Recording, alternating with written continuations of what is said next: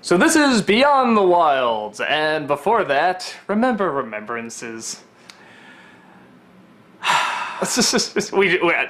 I'm sure you're wondering, why didn't you do a talk about Remembrances? It's, for anyone that doesn't know or didn't hear it, It's a fucking clip show! it's a fucking clip show, but to their credit, the creators released this statement that sounded pretty bitter and angry. Yeah, in the most diplomatic way possible, they were just like, Nickelodeon fucked us, and so now, unfortunately, we have to fuck you. And not in the good way, but more like the bend over and just take it. But honestly, with them just coming out and admitting that, I'm kind of like, okay. Oh, that was the best move they could have made. Yeah, I mean, it's like honestly, the end result of this is everybody feels bad for the creators and is like, what the fuck, Nickelodeon? Are you guys just run by rhesus monkeys? What the hell? At this point, I mean, my guess is because so much drama has been caused over all this and stuff, I'm sure they're just like, you know what? I don't think we're going to work here again. Let's just... I mean, they're not like burning their bridges necessarily. Nobody in the right mind should be working for Nickelodeon right now, period. I mean, obviously the inmates are running the asylum. Well, and they've been talking, what would you say, like, there was even talk about, like, because now it's kind of back on TV or it's on a news site or something. Oh, no, it's like to direct new traffic to, like, some of these sites. After all of this horse shit, after all of this, Nick says a couple days after this release came out, oh, well, you know what? We're going to run it on TV on one of our, like, other affiliate networks. Nick, not SpongeBob for 24/7 network or whatever they've got running. So I'm sitting here and I'm like, so wait a second. You mean I've been watching this online for the past, like, what, 6-7 weeks now, and you were going to release it anyway on TV? What the fuck? So, like, come on! There's talk about whether or not this was, like, a big conspiracy to, like, drive traffic to other places and stuff. I mean, it could be a number of things. One, they could have just wanted to drive people to the website to begin with, even though they knew they were going to release this on some other station. Two, they could be trying to drum up, you know, people to go watch their other bullshit station now or whatever. Three, they could have seen the backlash that sprung from when the creators came out and said, yeah, this is how Nick screwed us, and we're just like, oh, well, maybe we should give them a token gift to pretend we care. But it's not working. All of the critics basically came out and were just like, are you kidding us, Nickelodeon? Like, who do you think is buying this shit? Well, I will admit there is something funny to just like, you know, fuck you, Nickelodeon. It's like we're getting so angry at like a kid's network, but it's like it's the one show that's really adult on there. It's the one show that's really adult on there, and you don't treat your people like that. Like, that's really what it comes down to. It's like, oh yeah, we want, here's your budget. Now, oops, no, we're taking your budget away, so the creators are, and that's the thing, had this just happened out of nowhere, like, without the history that this show has, yeah, it'd probably be more I doubt understandable, anybody, nobody would have cared. We'd been like, oh, well, some that people sucks. would complain, but it's Yeah, like, I mean, whatever. we'd be complaining, we're like, oh, a clip show, this sucks. But to have the creators come out and have to explain this because, yeah, after getting dicked around this much for 4 seasons of this show and just getting burned again and again and again, this is like the final insult, like, and to have the creators have to come out and explain, hey, we didn't want it this way, we decided to do it this way so that our people could get paid.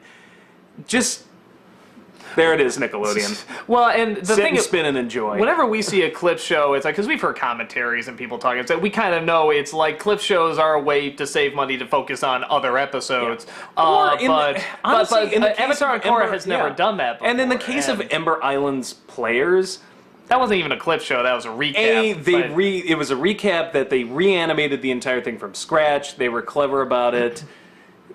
And it came right before the giant finale. This just seems randomly placed to me. Like, the funny thing, because there's not much to say, it is mostly a clip show. The only thing that I was like, the last third is sort of told through Merrick's and that part's point of view. legitimately hilarious. Yeah, and it's one of those things where it's like, why wasn't the whole thing like this? It's like, I'm sure like they just had to rush and think of something really fast, and they have that, but I'm sure looking back, they're like, crap, we should have made all of this Varric telling the story. It would have made it better. I mean, yeah. I can't fault the creators and be like, you sucked at your clip show that you had to do. Like, honestly, for what it was the best that could have happened. I had a lot of people thinking that I was ripping on the creators for it being they get off scot-free as far as I'm concerned. This is more, and people are like, well, for a clip show, it wasn't that bad. And I agree. It could have been a lot worse. And that's not the best recommendation you want to do. Well, no, it could have been worse. The first third or 2/3 of it could have been a lot worse. It did what it needed to do. It's okay. And the third part was legitimately hilarious. Yeah. That's what I'm saying. Like, for a clip show, like, this came out pretty good. That's not the issue. The issue is not the quality of the clip show. It's the fact that Nickelodeon forced them basically to either not do a show at all, cut out a full, cut out X out a full episode, or make it a clip show. Because it sounds like this was not done. Sucks. Yeah, that this wasn't done at the beginning. Because I'm looking at this like, wait, you wouldn't do a clip show and have all these shots of just the camera like panning to the left or something, and have it all CG'd instead. It's like, no, they would know the budget better. This was something they said. The budget out of nowhere was slashed to the point that it amounted to about an episode. So they said, okay, so let's save an episode, employment for these animators and stuff, and have one that's just a real fast, easy clip show. Yeah, I don't know. They're not fooling me. So we care about Korra and we're gonna give it a run on TV. You don't give a flying fuck.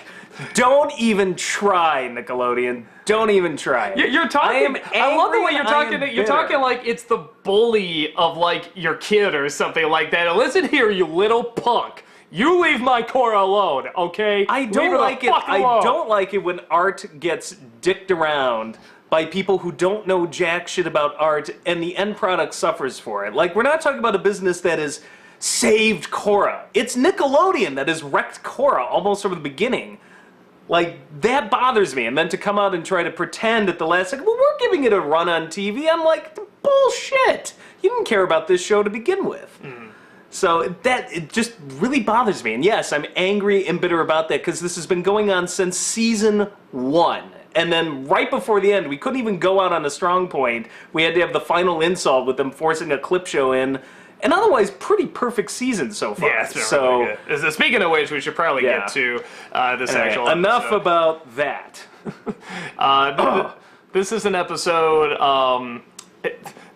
put short, nobody really kind of wants Korra. Again, like in real life. But nobody kind of wants her because they feel like she can't handle it. She already lost this one major fight, and she's feeling kind of useless and stuff. So she tries to go into the spirit world and finds the bad guy from the last season. Zahir is there. It's not even the spirit world. It's like this memory, and he's like blocking her somehow. So she feels if she goes and sees him all locked up in prison and stuff, that somehow confronting him will help. Goes there, talks to him. He kind of sporadically wants to help. That's like my one problem, is that he's just like, yes, I heard she's crazy. We must stop her. It's like, where'd this come from? Yes, I'm all about chaos, but maybe if we didn't lose an episode to a clip show, it could have been drawn out more and made more sense, but... I don't disagree with you there. But it does. His motivation does make sense. Kind of like the fight we had in that other episode between Asami and Korra. It's just rushed too much. But his motivation makes total sense because he just has found out everything he wanted to do in season 3 has not only been undone, but what he didn't want to have happen was a giant dictator running everything is now. So he's like, you know what? Alliance of convenience. That's what I didn't want to have happen. But it's such a quick transition and stuff. So, yeah, I'm not faulting the logic. I'm faulting how quickly it came to it. And kind of the same thing with her coming to her realization that she has to really give herself into what happened and not run away from it. We kind of were doing before, but this is a little different. This wasn't as much getting the poison out as much as, like, kind of really going back to that moment and, like, kind of, like a better term, kind of dying in that moment, if that makes sense. I don't disagree. So, but I would have liked maybe half an episode at least going into that, where this was if like... If only we had an extra 24 minutes. Leave up alone. I don't know what you did. He'll never be the same. I needed a pillow to scream into. He will never be the same. And then on top of that, we have the vines in Republic City. The spirit vines are trying to attack people and stuff, and that's one of the reasons Korra's trying to help, because she's trying to help these people out. And she finds out that General Zelda's going, and she's taking these branches, and she's going to create this big Avatar literally went Avatar. Yes. It's like this is literally something out of the plot to Avatar.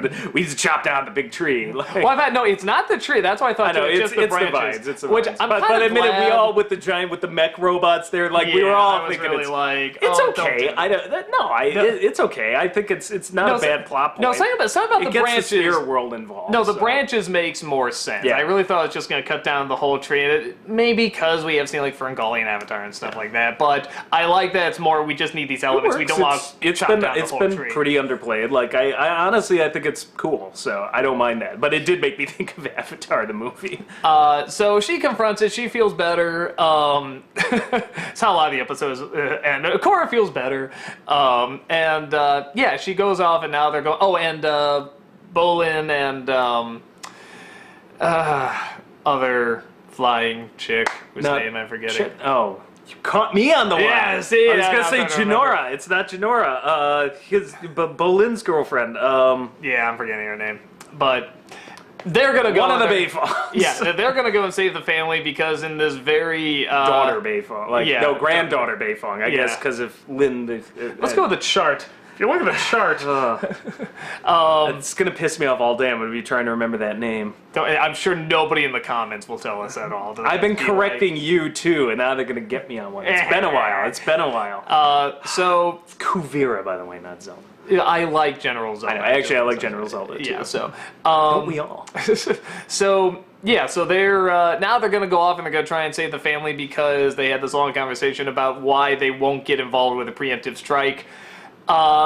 Which again is a lot of talking, a lot of strategy, a lot of interaction. I liked the Fire Nation's very post World War II Japanese approach. yes. Of, we've kind of been doing this for a while now, and we're kind of out. So if you want any help on defense, we're the guys to call. But we don't think we should go marching into other nations. We got kind of a history there. I like how it seems like that. It seems to be a lot in this season, especially of a lot of sitting down and talking with Jushu. I'd be like, do something, but everything they're talking about has such weight to it. And I think even for a kid, I remember watching the X-Men cartoon growing up, and I remember I didn't follow everything about like the mutant registration stuff, but I felt adult watching it, and I kind of wanted to know more, and I wanted to try and understand it. I always feel like which is why, honestly, being on something like Nickelodeon is not bad, because it's like, well, okay, this is a kid show, it's for me, but I'm not getting it. I kind of want to get it. I want to understand it. So I like that stuff. No. You need to watch more SpongeBob. SpongeBob! So, yeah, and the one thing I like the most out of this, I don't know why this episode particularly, but something about the interactions off of everybody, even though it eventually turns into a Korra-centered episode. Well, everybody got back together for one thing. Yeah, I love Bolin and Varric marching in like, no, we have top secret information. Wow, we really should have led with that line. Yeah, I something about just the whole episode seemed a lot of like just people interacting off of other people. It's a big not for comedy, but just legitimately working off each other. Well, for the did you plot. notice the theme really of this liked it. episode is alliance of convenience? Yeah. We've got Varric and Asami shaking hands with her nearly breaking it off, which was really cool. I love that scene. We've got Bolin going off with, God damn it, Her. We're gonna get such shit for that. Yes. Yeah, and those two don't like each other in the moment. Like they're bonding over this, going to rescue Korra their mother. And then we got Korra and Zahir with the Hannibal Lecter moment. Yeah. I love that image of him floating in the chains. I think that's great. Yeah, so and even amongst the council, it seems like there was some disagreement. They're coming together just to agree on defense. So it's like, yeah, everybody's making all of these connections. I feel like we're getting into like the final sort of fight is coming up now within the next 3 or 4 episodes. I don't know how many are left, but yeah, I really enjoyed it. Yeah, you see what I mean though? There's something about it's not that wasn't in the others, but it's usually like we're gonna focus on this group and then just this group and maybe this person. There's something about this one where everyone, like a lot of the main characters, all seem to kind of be in it, and they all sort of talked and worked off each other in a way that just seemed like. You could almost give like some of these lines to like a guard or something like that, or a general, whatever. But it's the fact that it's these characters, you see them working off each other. You just feel the camaraderie a lot more in this one. I don't know why. Something about this one in particular, I really felt that. And it's not like they put a ton of focus on it or anything. It just felt very natural, and I really like that about this one. Great Varric line too. And you blew up the Southern Cultural. Say, hey, that was my building. Should I have the right to blow up my own building? Yeah, Varric still, that guy could do no wrong. I mean, he was the best part even in the Cliff Show. So, no, he just... That quadruple phone call between Unalak and Amon and Zahir and just killed Okay, me. I think he's off the line. I'm still here! Hello? Oh, crap. So, yeah, I mean, I think it's a strong episode. Again, kind of, it's nice to sort of see, even though it felt kind of rushed, it's nice to see Korra sort of over this thing. And I like that angle enough of, like I said, sort of really giving yourself into, like, the fear to a point where it's like you almost die in that fear. But, like, after you go through that, like, all the way you can really It's about be letting reborn. go. So. Yeah, which I like. I mean, it's even though we kind of did that before, it felt a little different this time. It felt different enough, I should say. So yeah, I like. It was just rushed, but I think letting go is a good moral, which is why I may forgive Nick in time. 20, 25 years maybe. Well, even the letting go, it seems like there's a sense it's like she was ready to move on, but it was still like there, and I like the idea of like. Though really she did say, "I'll never really get over it." Yeah. But I've learned to deal with it. That will be my approach to Nick. Yeah, I sort of like just going. Deal with you. I sort of like the aspect of just like, no, don't resist it. Like, throw yourself into that pain. Yeah. Throw yourself into the fear. Like, like I said, almost like just sort of. Well, it's the Fight Club scene. It's when he's pouring the lie or just whatever give on his yourself hand. to It's it. like, come on, don't pretend to go away like all those dying people do. Feel it. So. Yeah, like really embrace it. Which there's a lot of philosophy to be learned from that. Now, don't stay there. That's why I stab myself every day. Yeah, I'm gonna hit myself in the eye with a fork right after this. Can I help? I'm good enough on my own thing. Maybe you can hold the camera. Sweet. But no, I don't want it. Everyone's like, stab yourself with a fork. I'm like, nah, not on camera. That's for my own pleasure. So yeah, I like it. I thought it was a good episode, and don't know how many are left, but yeah, looking forward I'm excited. to it. Yeah. Watch out, the final episode will be a Cliff show. General Zelda there is just like, oh, she's gone. Let's remember all the fun times we had. And budget cuts. So there it is. I'm gonna let you groan yourself to peace and a place of accepting until you can forgive Nick for what has happened. Fuck acceptance. I need a scotch. What kind? Lefroy.